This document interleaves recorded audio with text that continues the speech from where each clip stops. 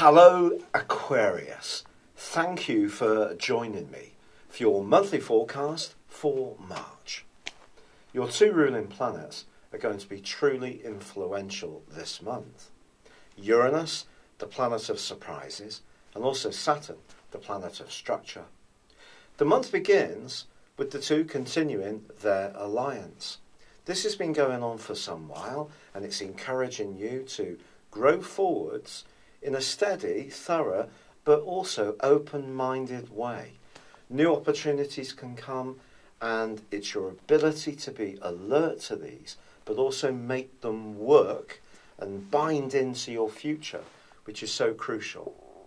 But as the month begins, so also the Sun is combining with Neptune in the part of your scope to do with your resources, and also to do with how you feel about yourself, so your self-worth. Mercury is also in this area. Mercury is not happy in the sign of Pisces, quite frankly. It's in detriment. The wateriness of Pisces and the mutable shifting energy, which in part, of course, comes from the ruler of Neptune, means that anything hard and fast around your finances may be a little hard to pin down. Also, the Sun's alliance with Neptune suggests that if you're having any conversations, it is going to be very important to drill down to the absolute detail. Don't let anyone fob you off or try to bounce you into a scheme that seems to be like a get-rich-quick idea. It might not work out. But if you need to use imagination and a degree of subtlety in your approach, you can improve your financial lot, and you can also feel better about you too. But I think the key strand for this month, which is going to be unfolding, Aquarius, is your ideas sector. And that's really going to be coming to life in the most dazzling of ways. How? Well, it's because Mars, the planet of drive, in the most punchy part of your scope for ideas, is combining with Uranus, your modern ruler, in the first 4 days of this month. This is going to really bring to life the part of your nature that's innovative, forward-thinking, independent of view, able to be original without necessarily seeking too much reassurance or feedback from others, but also give you that wonderful appreciation of new technology, gadgets, and just being a little bit more zany. So the most natural side of your nature really has a wonderful platform to thrive. Now the two are also going to be in opposition with Jupiter. Jupiter is tracking backwards, it's true, but this is just asking you to invest more in the areas of your situation that you believe in terms of expansion.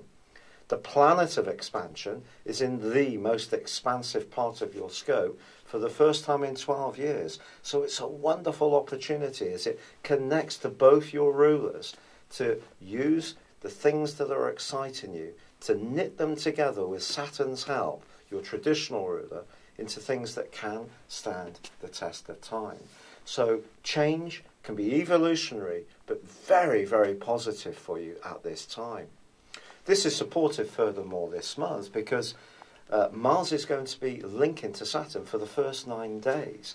So the incremental changes you're making can go down one by one in a very solid way that can build up to something of real substance.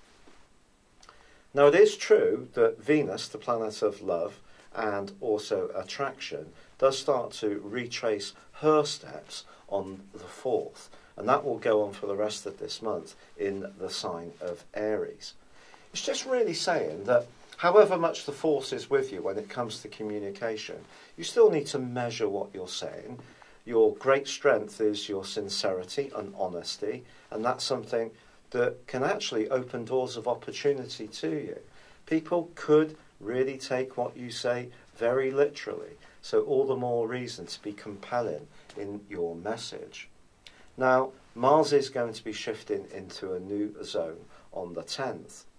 If you're someone who has ever thought about working from home, or perhaps wanting to make some changes to your abode, whether it's an extension or some kind of adaptation, within the confines of the space you have, Mars's location in this area is going to be superb for you in the following 6 weeks. It does caution you, and me of course, being an Aquarius, not to be too impatient around more emotional, family and personal issues. But certainly Mars is going to, later this month, the last week, form a delightful link with Neptune. So if there are things that can be achieved in this regard, then they can help to create a greater sense of security and also comfort, which is something that we can all really appreciate. But the full moon, which occurs on the 11th, is all about resources in terms of the practical side of life. In the sign of Virgo, it's the longer term resources or those that are shared with others. Anything to do with business, loans, mortgages, savings, pensions and so on.